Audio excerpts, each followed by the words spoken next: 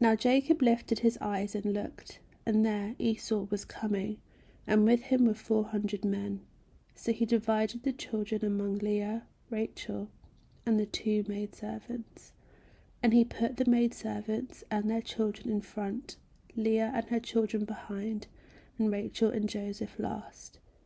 Then he crossed over before them, and bowed himself to the ground 7 times, until he came near to his brother.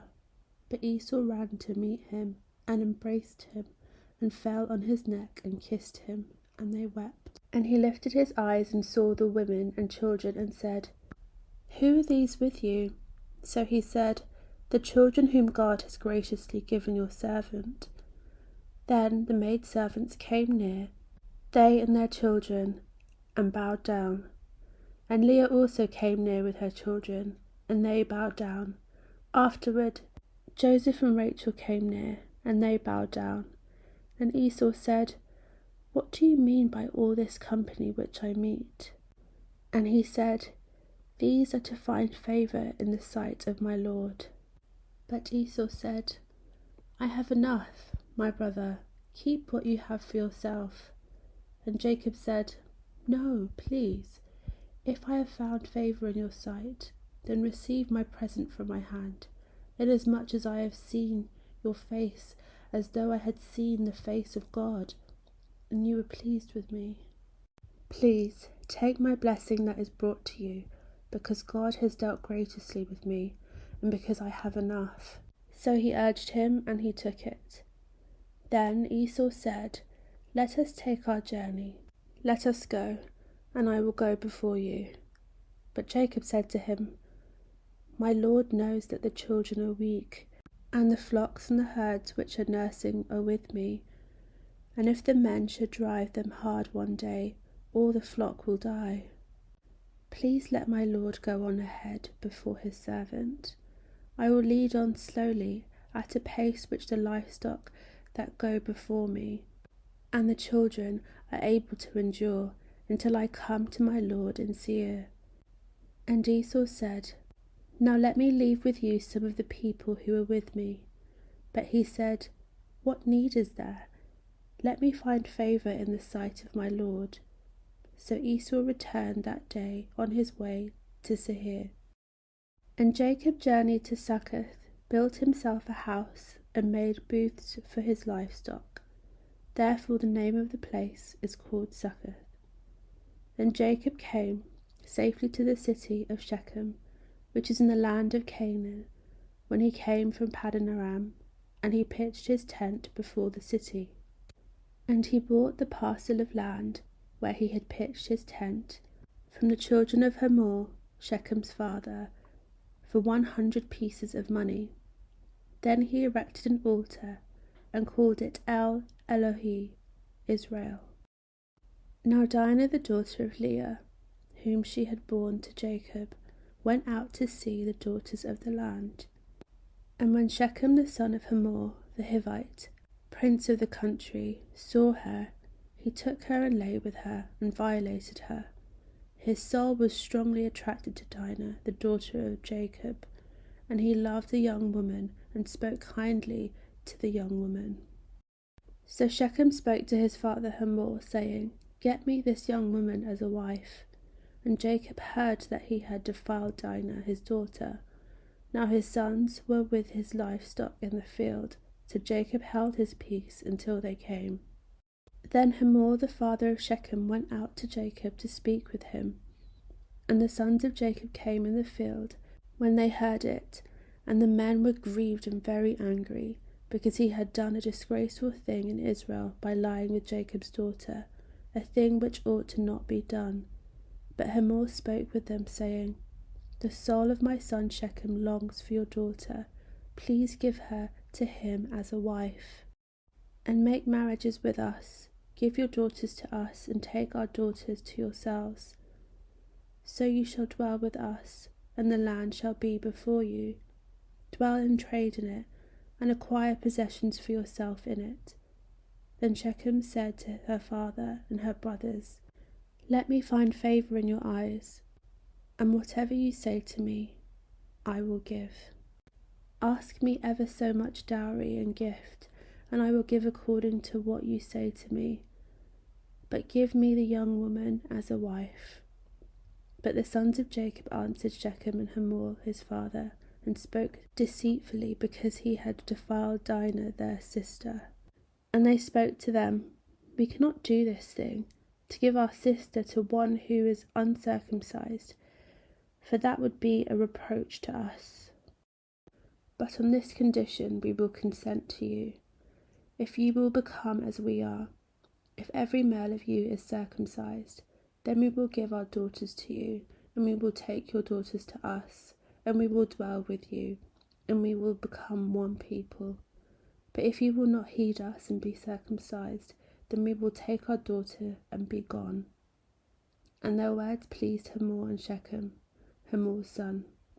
So the young man did not delay to do the thing, because he delighted in Jacob's daughter.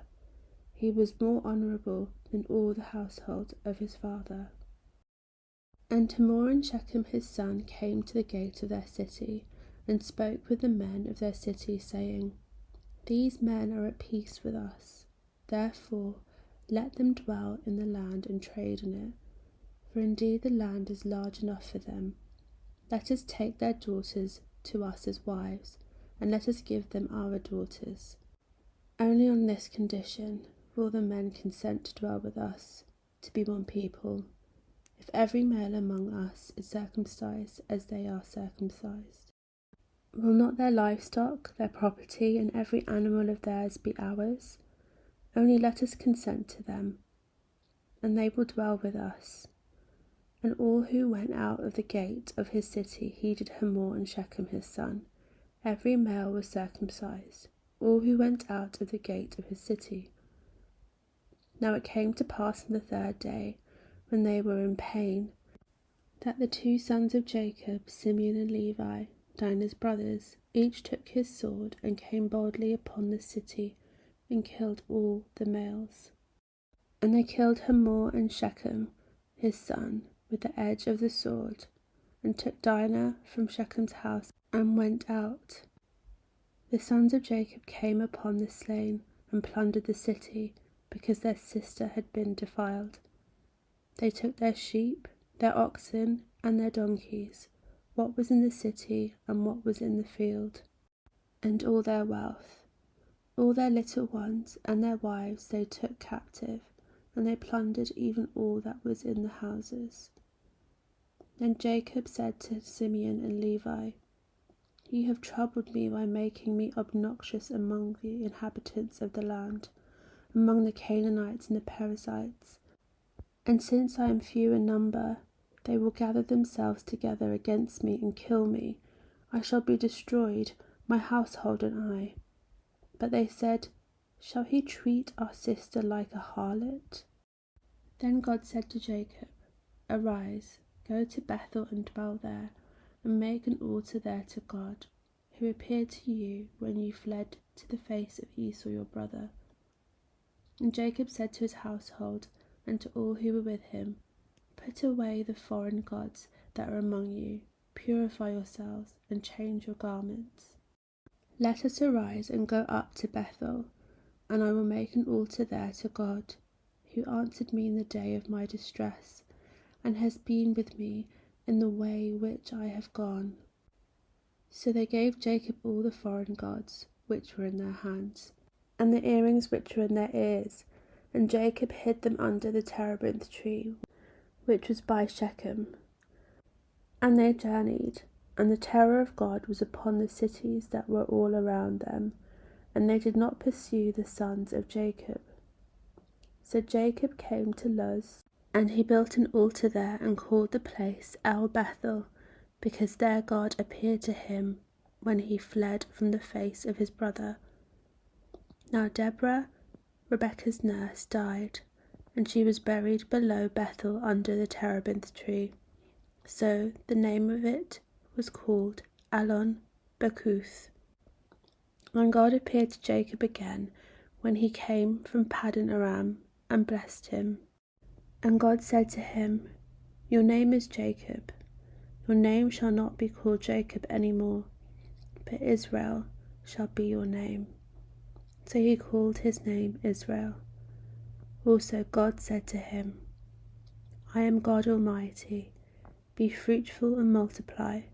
A nation and a company of nations shall proceed from you, and kings shall come from your body. The land which I gave Abraham and Isaac I give to you, and to your descendants after you I give this land. Then God went up from him in the place where he talked with him. So Jacob set a pillar in the place where he talked with him, a pillar of stone, and he poured a drink offering on it, and he poured oil on it. And Jacob called the name of the place where God spoke with him, Bethel.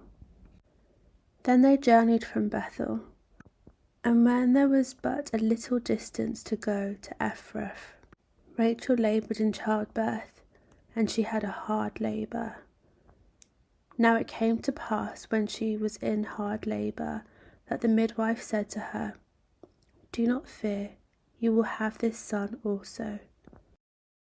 And so it was, as her soul was departing, for she died, that she called his name Ben-Oni.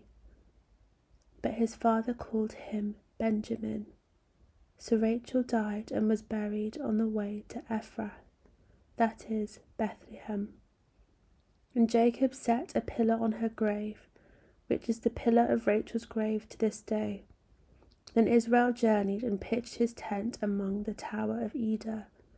And it happened when Israel dwelt in that land, that Reuben went and lay with Bilhah, his father's concubine, and Israel heard about it.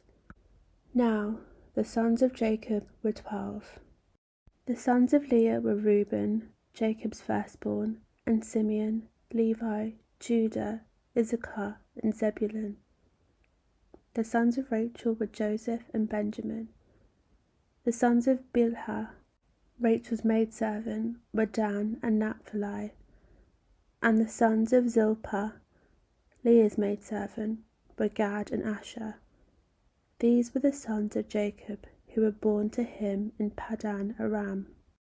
Then Jacob came to his father Isaac at Mamre, or Kirjath Arba, that is, Hebron, where Abraham and Isaac had dwelt.